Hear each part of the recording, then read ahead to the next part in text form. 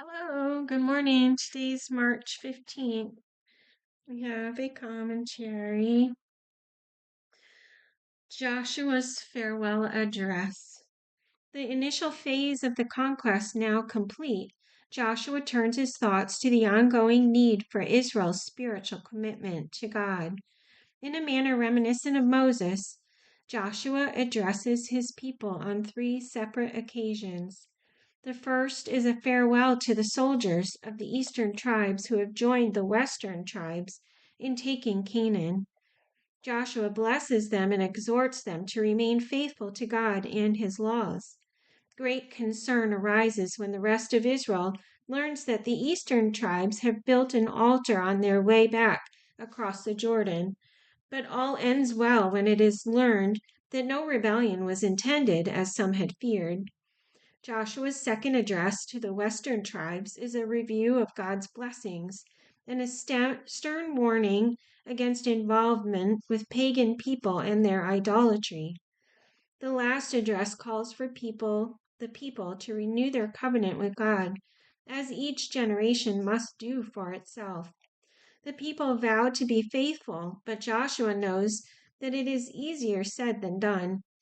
In order to encourage their faithfulness, Joshua constructs a memorial of this third covenant between Israel and God.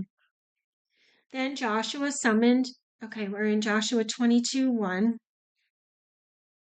Then Joshua summoned the Reubenites, the Gadites, and the half tribe of Manasseh, and said to them, "You have done all that Moses, the servant of the Lord, commanded, and you have obeyed me in everything I commanded. For a long time now, to this very day, you have not deserted your brothers, but have carried out the mission the Lord your God gave you.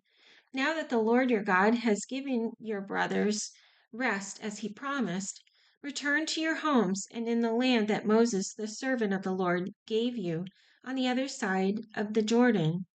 But be very careful to keep the commandment and the law that Moses, the servant of the Lord, gave you, to love the Lord your God, to walk in all his ways, to obey his commands, to hold fast to him, and to serve him with all your heart and all your soul."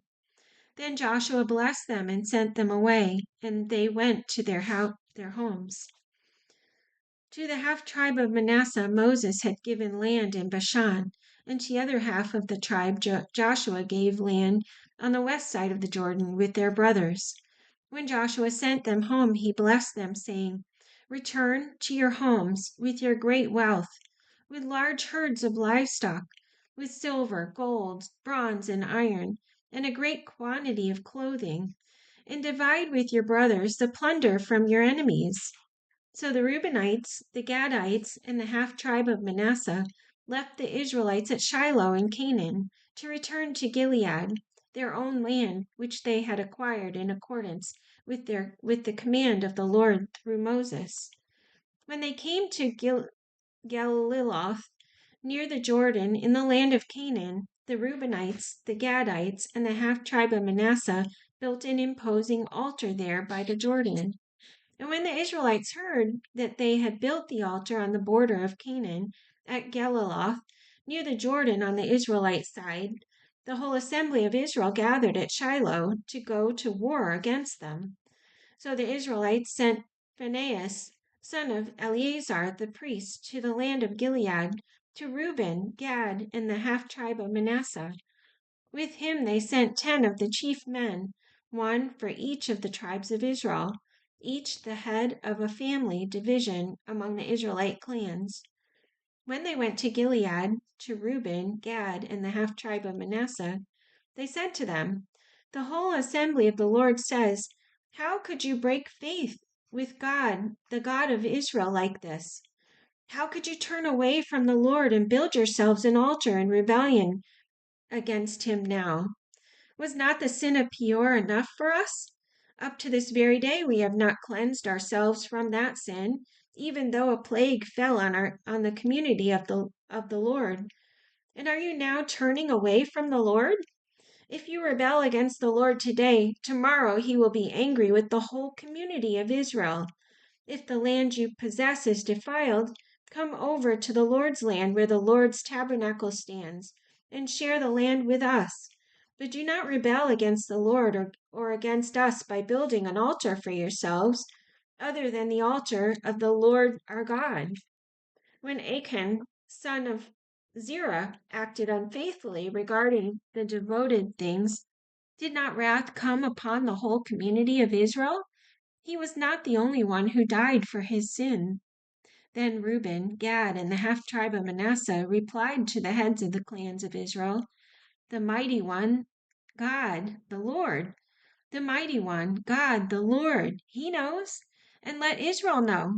If this has been in rebellion or disobedience to the Lord, do not spare us this day. If we have built our own altar to turn away from the Lord, and to offer burnt offerings and grain offerings, or to sacrifice fellowship offerings on it, may the Lord himself call us to account.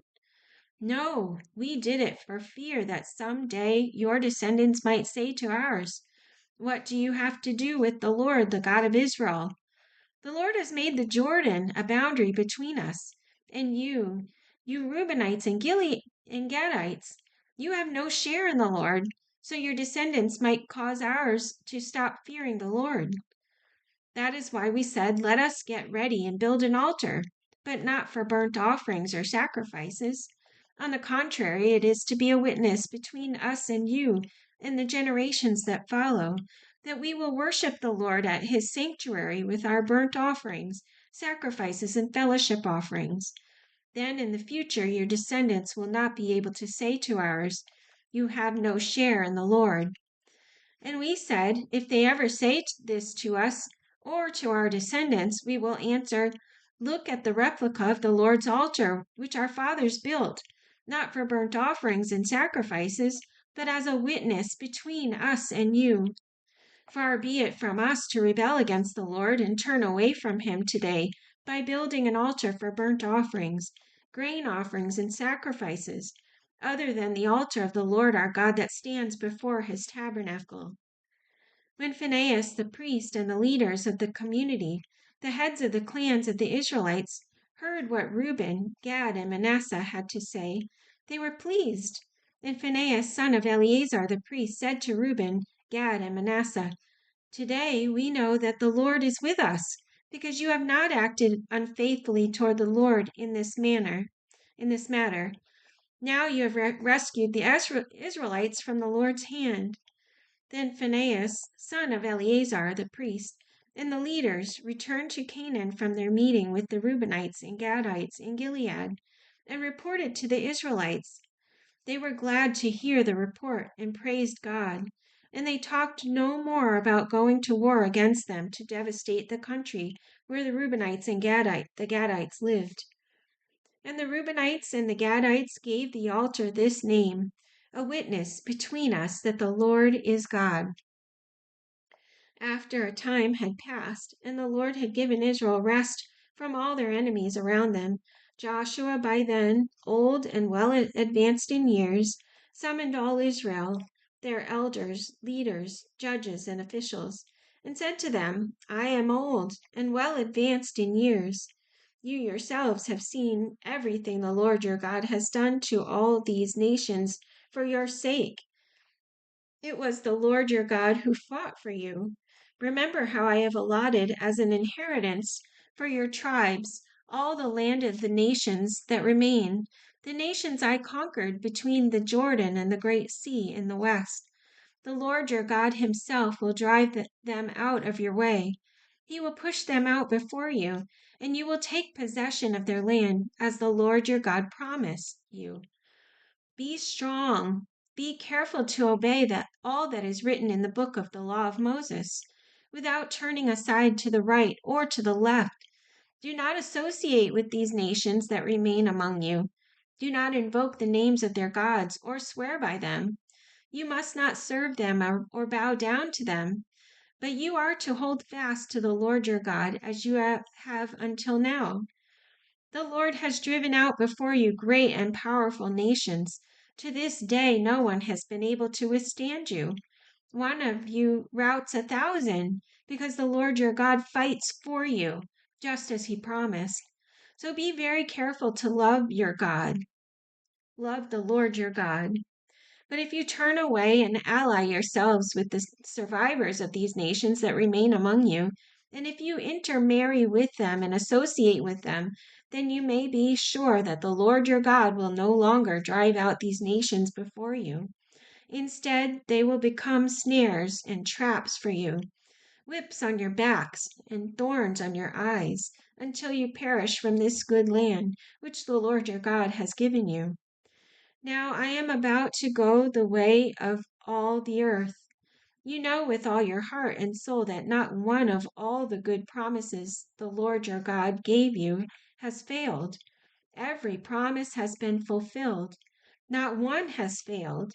But just as every good promise of the Lord your God has come true, so the Lord will bring on you all the evil he has threatened until he has destroyed you from this good land he has given you.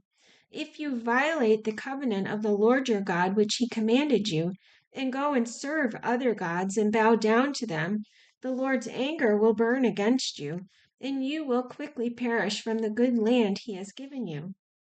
Then Joshua assembled all the tribes of Israel at Shechem. He summoned he summoned the elders, leaders, judges, and officials of Israel, and they presented themselves before God. Joshua said to all the people, "This is what the Lord, the God of Israel, says. Long ago your forefathers, including Terah, the father of Abraham, and Nahor, lived beyond the river and worshipped other gods. But I took your father Abraham from the land beyond the river and led him throughout Canaan and gave him many descendants. I gave him Isaac, and to Isaac I gave Jacob and Esau. I assigned the hill country of Seir to Esau, but Jacob and his sons went down to Egypt. Then I sent Moses and Aaron, and I afflicted the Egyptians by what I did there, and I brought you out. When I brought your fathers out of Egypt, you came to the sea, and the Egyptians persuaded them with chariots and horsemen as far as the Red Sea. But they cried to the Lord for help, and he put darkness between you and the Egyptians. He brought the sea over them and covered them. You saw with your own eyes what I did to the Egyptians. Then you lived in the desert for a long time. I brought you to the land of the Amorites, who lived east of the Jordan. They fought against you, but I gave them into your hands. I destroyed them from before you, and you took possession of their land. When Balak, son of Zippor, the king of Moab, prepared to fight against Israel, he sent for Balaam, the son of Beor, to put a curse on you.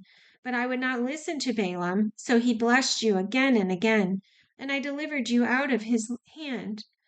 Then you crossed the Jordan and came to Jericho. The citizens of Jericho fought against you, as did also the Amorites, Perizzites, Canaanites, Hittites, Girgashites, Hivites, and Jebusites, but I gave them into your hands. I sent the hornet ahead of you, which drove them out before you. Also the 2 Amorite kings. You did not do it with your own sword and bow. So I gave you a land on which you did not toil, and cities you did not build. And you live in them and eat from vineyards and olive groves that you did not plant. Now fear the Lord and serve him with all faithfulness. Throw away the gods your forefathers worshipped beyond the river and in Egypt, and serve the Lord.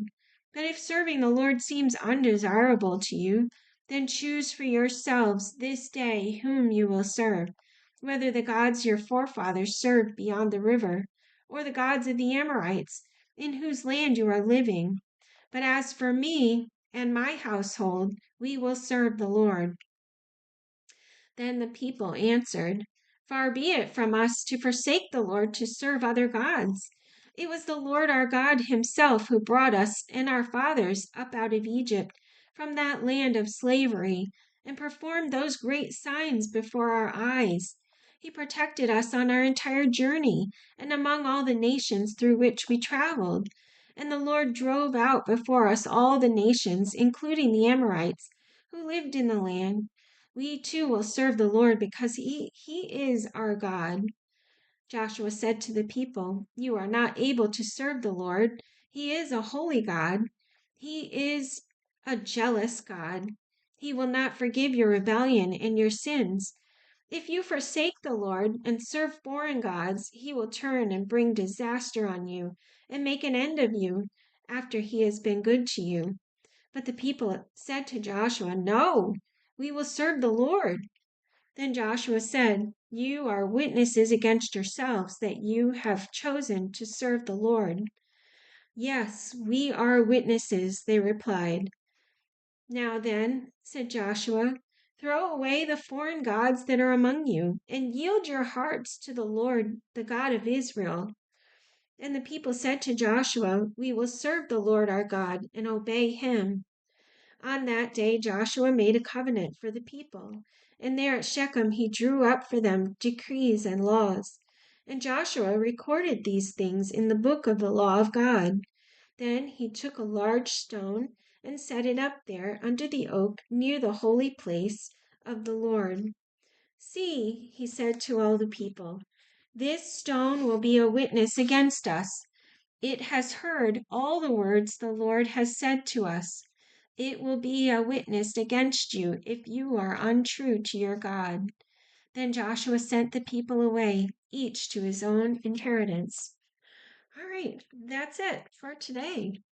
Have a great day, and we'll see you tomorrow.